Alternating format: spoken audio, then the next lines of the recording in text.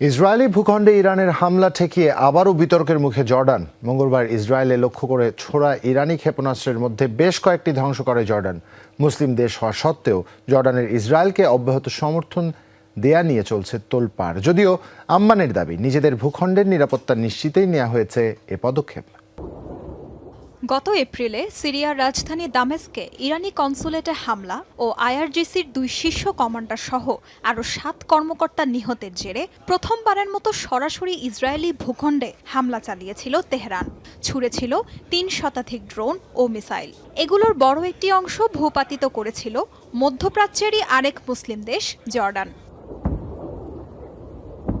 এ ঘটনার পর তীব্র সমালোচনার মুখে পড়ে দেশটি। অন্যান্য মুসলিম দেশগুলোর অভিযোগ, দীর্ঘদিনের মিত্রদেশ ইসরায়েলকে সহায়তায় এমন পদক্ষেপ আম্মানের।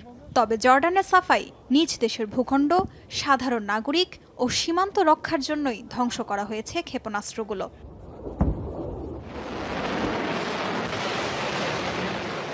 এপ্রিলের ঘটনারই যেন পুনরাবৃত্তি করল জর্ডান। গত মঙ্গলবার হিজবুল্লাহ প্রধান হাসান নাসরাল্লাহর মৃত্যুর প্রতিবাদে ইসরায়েলি ভূখণ্ডে ইরানের ছোড়া প্রায় 200 ড্রোন ও ক্ষেপণাস্ত্রের অনেকগুলো অকার্যকর করেছে জর্ডানের বিমান বাহিনী।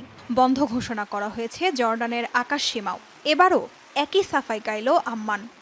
আগাম সতর্ক বার্তা ছাড়াই জর্ডানের আকাশ সীমানায় ইরানের ছোড়া ক্ষেপণাস্ত্র প্রবেশ করে। নিজ ভূখণ্ড ও দেশের নাগরিকদের নিরাপত্তা নিশ্চিত করা আমাদের প্রধান দায়িত্ব। কিছু ড্রোন জর্ডানের আকাশ প্রতিরক্ষা ব্যবস্থা ব্যবহার করে ভূপাতিত করা হয়েছে।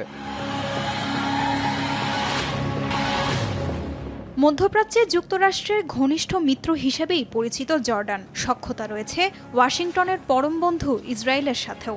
এবছর মধ্যপ্রাচ্যের চলমান উত্তেজনার মধ্যেই যুক্তরাষ্ট্রের সাথে সামরিক মহড়ায়ও অংশ নিয়েছে জর্ডান। আম্মানের দাবি, প্রশিক্ষণের অংশ ছিল এই মহড়া। মধ্যপ্রাচ্য জুড়ে উত্তপ্ত পরিস্থিতির মধ্যেই এর আকাশে বেজে উঠেছে নতুন সুর। আর এই উত্তেজনার আগুনে নতুন করে ঘি ঢেলেছে ইসরায়েল ও লেবাননের সশস্ত্র গোষ্ঠী হিজবুল্লাহ। একদিকে ইসরায়েল বলছে লেবাননের গ্রামে প্রবেশের কথা, অন্যদিকে হিজবুল্লাহ নাকচ করে দিয়ে উল্টো বলছে মোসাদের হেডকোয়ার্টার লক্ষ্য করে হামলার কথা। ইসরায়েলের প্রতিরক্ষা বাহিনী আইডিএফ একটি বিবৃতিতে দাবি করেছে যে তারা লেবাননে সীমিত আকারে স্থল হামলা শুরু করেছে। ইসরায়েলি সেনাদের ভাষ্যমতে সীমান্তবর্তী কয়েকটি গ্রামে তারা প্রবেশ করেছে এবং হিজবুল্লাহর অবকাঠামো ধ্বংস করতে এই অভিযান চালানো হচ্ছে। তবে হিজবুল্লাহ এই দাবিকে সরাসরি মিথ্যা বলে দাবি করেছে। হিজবুল্লাহ এক বিবৃতিতে জানিয়েছে, ইসরায়েলি সেনারা লেবাননে প্রবেশ করেছে বলে যে দাবি করা হচ্ছে তা সম্পূর্ণ ভিত্তিহীন। তাদের বক্তব্য, লেবাননে কোনো ধরনের ইসরায়েলি সেনার প্রবেশ ঘটেনি এবং কোনো সরাসরি সংঘর্ষও হয়নি। তবে তারা এমন যে কোনো আগ্রাসনের মোকাবিলায় প্রস্তুত আছে।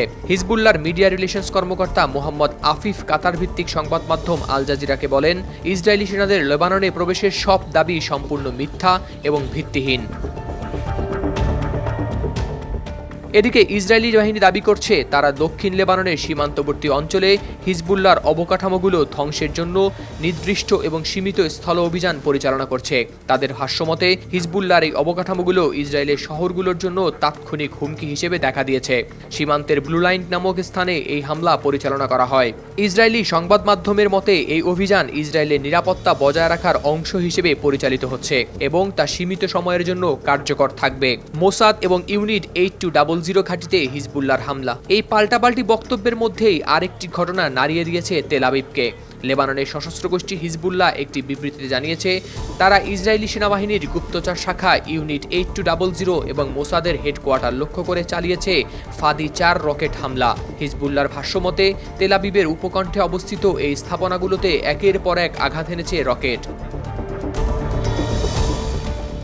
এই হামলার পর ইসরায়েলি প্রতিরক্ষা বাহিনী তেল আবিব সহ বিভিন্ন অঞ্চলে বেসামরিক নাগরিকদের জন্য চালু করেছে নতুন নিরাপত্তা ব্যবস্থা। তেল আবিব, জেরুজালেম, শারন এবং কার্মেল অঞ্চল সহ বিভিন্ন স্থানে জারি করা হয়েছে কঠোর বিধিনিষেধ।